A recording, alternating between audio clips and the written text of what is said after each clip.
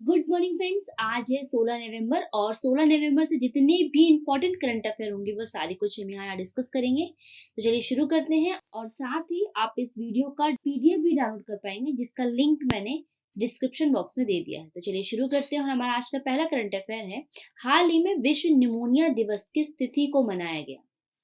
तो विश्व निमोनिया दिवस ये मनाया गया है 12 नवंबर को।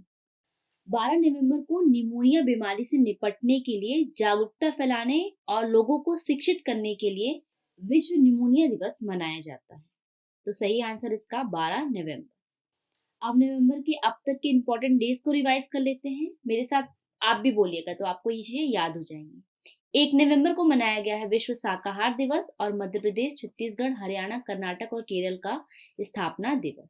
2 नवंबर को मनाया गया है पत्रकारों के खिलाफ अपराधों के लिए दंड समाप्त करने हेतु अंतर्राष्ट्रीय दिवस। 3 नवंबर को विश्व जेलीफिश दिवस और अंतर्राष्ट्रीय बायोस्फीयर रिजर्व दिवस।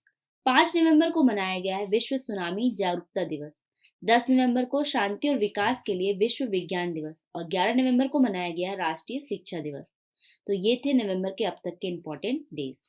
फ्रेंड्स, अगर ये वीडियो आपको पसंद आता है तो प्लीज लाइक कीजिए। अगला है, हाल ही में विश्व दयालुता दिवस किस तिथि को मनाया गया है? तो विश्व दयालुता दिवस ये मनाया गया है 13 नवंबर को। मानवता की सबसे प्रिय गुण दयालुता का वैश्विक उत्सव प्रत्येक वर्ष 13 नवंबर को मनाया जाता है।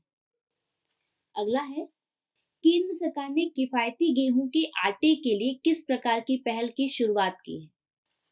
तो केंद्र सरकार ने आम आदमी को महंगाई से एक बड़ी राहत देते हुए भारत आटा नाम की एक पहल शुरू की है।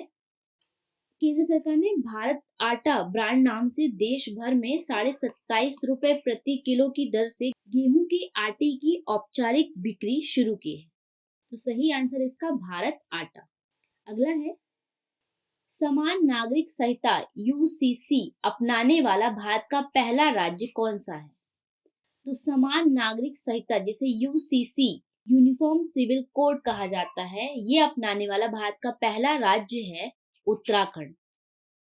उत्तराखंड समान नागरिक संहिता यूसीसी को लागू करने वाला भारत का पहला राज्य बनने जा रहा है।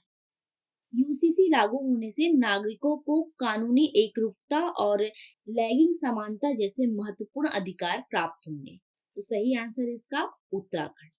अगला है, हाल ही में इस्लामी अरब शिखर सम्मेलन का आयोजन कहाँ किया गया?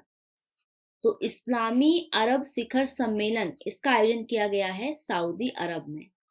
सऊदी अरब की रियाद में संयुक्त अरब इस्लामिक शिखर सम्मेलन का आयोजन किया गया और उसमें 57 देशों के शीर्ष नेता शामिल हुए। तो सही आंसर है इसका सऊदी अरब।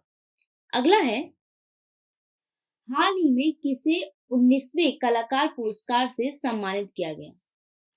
तो 19वें कलाकार पुरस्कार से सम्मानित किया गया है अपोलिनारिस डिसूजा को।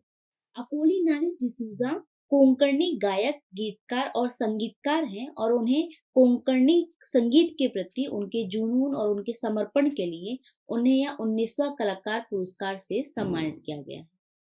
तो सही आंसर इसका सी ऑप्शन। अगला है, हाल ही में भूकंप के बाद आपातकाल की घोषणा कहाँ की गई है? तो भूकंप के बाद आपातकाल की घोषणा की गई है आइसलैंड में।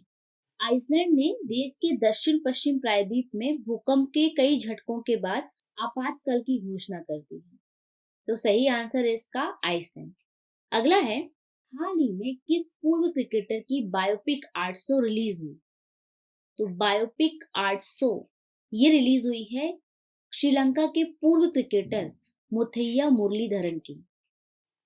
मुरलीधरन 800 टेस्ट विकेट और 530 से अधिक एक दिवसीय अंतरराष्ट्रीय विकेट लेने वाले एकमात्र गेंदबाज हैं। तो सही आंसर इसका मुथैया मुरलीधरन और इन्हीं की बायोपिक 800 रिलीज हुई। अगला है, हाल ही में किस देश ने शहरी बुनियादी ढांचे के विकास के लिए एडीबी एशियन डेवलपमेंट बैंक के साथ $400 मिलियन का समझौता किया है? तो शहरी बुनियादी ढांचे के विकास के लिए एडीबी ने भारत के साथ $400 मिलियन का समझौता किया है। तो सही आंसर इसका भारत। अगला है, हाल ही में किस राज्य में 9वें मैतेई चरमपंथी संगठनों को गृह मंत्रालय ने गैर कानूनी घोषित कर दिया है? तो 9वें मैतेई चरमपंथी संगठन ये है मणिपुर का संगठन, और हाल ही में गृह मंत्रालय ने इस संगठन पर 5 वर्ष का प्रतिबंध लगा दिया है। गृह मंत्रालय ने कहा कि इन संगठनों का उद्देश्य सशस्त्र संघर्ष के माध्यम से मणिपुर को भारत से अलग करके एक स्वतंत्र राष्ट्र की स्थापना करना है, और मणिपुर के लोगों को इस तरह के अलगाव के लिए उकसाना है, जो कि भारत की संप्रभुता और अखंडता के लिए हानिकारक है। इसलिए गृह मंत्रालय ने 9वें मैतेई चरमपंथी संगठन को गैरकानूनी घोषित कर दिया है। तो सही आंसर इसका मणिपुर। तो फ्रेंड्स, ये था हमारा आज का सेशन। अब मैंने लास्ट जो आपसे सवाल पूछा था उसे देख लेते हैं। लास्ट मैंने आपसे पूछा था, आईसीसी द्वारा अक्टूबर 2023 माह के लिए ICC men's player of the month के रूप में किसे चुना गया है? तो सही आंसर है इसका रचिंद्र रविंद्र को।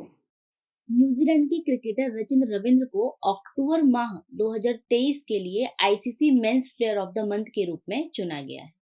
अब आज का सवाल है, आईसीसी द्वारा किस देश के क्रिकेट बोर्ड को तत्काल प्रभाव से निलंबित कर दिया गया है? इसके ऑप्शन है अफगानिस्तान को, वेस्ट इंडीज को, श्रीलंका को या ऑस्ट्रेलिया को। फ्रेंड्स, इस सवाल का सही जवाब आप मुझे कमेंट सेक्शन में कमेंट करके बताएंगे, और जो भी इस सवाल का सबसे पहले सही जवाब देगा उसे एक मनी प्राइज दिया जाएगा। तो प्लीज इस सवाल का आंसर जरूर कमेंट करें, और जितना कुछ भी आपको इसके बारे में पता है वो सारा कुछ आप उसमें मेंशन करें। आज का सेशन यही खत्म होता है। Thank you for watching. Bye bye.